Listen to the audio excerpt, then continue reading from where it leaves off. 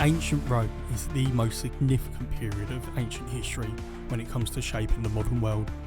It established the foundations for almost everything we take for granted, from roads to central heating, all the way to the administration of government. Society would be a significantly different place if it wasn't for what happened across the empire. Despite an astounding amount of archaeological discoveries from the time, there's still so much mystery that surrounds the 1,000 years between Rome's founding and its fall. But how did Rome go from a small town in Italy to a massive empire that spanned over 3 continents?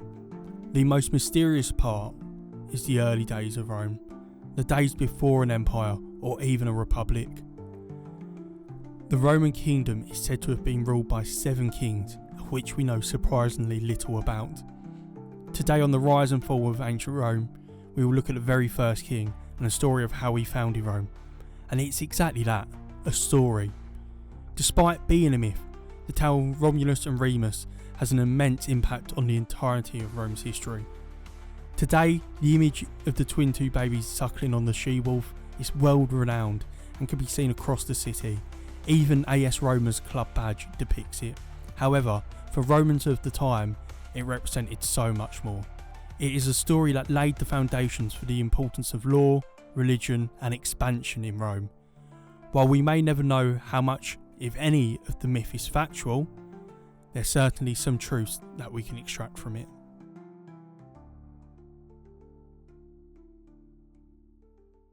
The story begins with the fall of the ancient city of Troy in the 12th century BC. In the 8th century BC, King Numitor, one of Aeneas' descendants, was exiled by his power-hungry brother Emilius. Emilius murdered every single one of his brother's male heirs and ordered his own niece, Rhea Silvia, to become a Vessel Virgin or a celibate priestess in order to end Numitor's bloodline. Rhea Silvia is said to have been visited by the god Mars one day, who, by seduction or force, made her pregnant.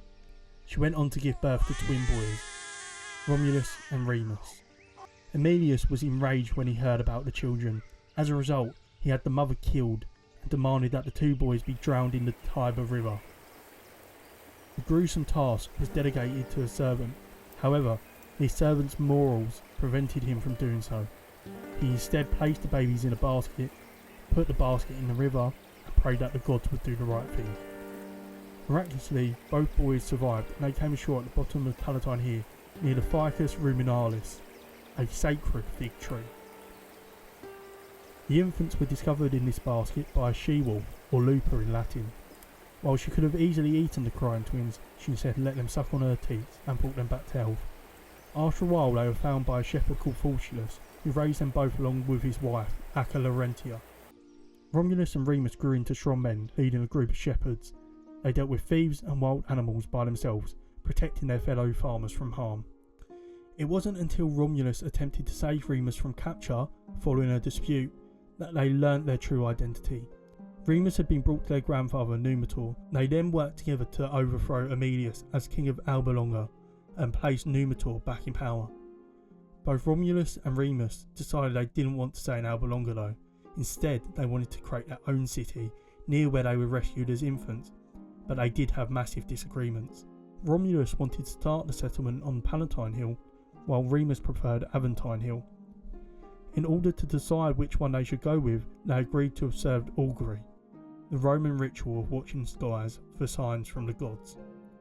Remus claimed to see 6 vultures, followed by Romulus claiming to see 12. This only caused more disputes. Was the first sighting more important, or the greater number of vultures? While tension was already rising, Remus pushed his brother past boiling point by jumping over the walls and mocking him for the size of them. For this act, Romulus killed his brother on the spot, declaring, "So perish all who dare to cross my walls." Romulus officially founded Rome in 753 BC on the Palatine Hill, and quickly divided the population into patricians, nobles, and plebeians, commoners. He also formed a senate of 100 men and created a military. Although he did have some followers, he had to build a population, so he decided to open an asylum on Capitoline Hill, allowing exiles, criminals and refugees to move in. Quickly, it became evident that there was a big problem with this. The population of the newly founded Rome was almost entirely male. To combat this, the king had a plan. He put on a festival and invited neighbouring tribes, including the Sabines.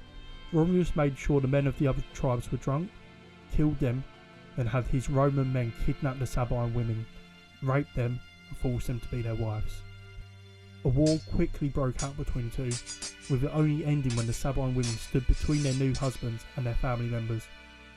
The two sides made peace and then merged into one tribe for a time, with Romulus as king. His reign continued for many years, but as he was addressing his troops at Camp Martius, which is a publicly owned area of ancient Rome, a huge storm cloud appeared and he ascended to the heavens.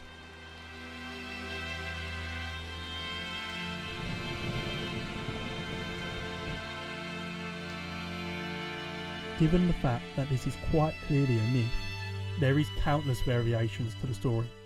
Some have one of Romulus's followers kill Remes, while in others they rule together for a time. In some of the versions, the reason for the arguments has to do with authority, while some have Remes disrespecting Romulus's boundaries. While the storm during Romulus's death stays rather consistent, some say the senators took the opportunity to kill him during a moment of darkness. However, for the most part, it's what stays consistent between the tales which is much more important. Although there are hardly any trait facts in the myth, even the date that Rome was founded is unlikely to be true, with the true date being around 250 years earlier. There is a lot we can infer about what it meant to be Roman, how Romans perceived themselves, and perhaps how others perceived Rome too. We can even make some educated guesses about the true foundings of Rome.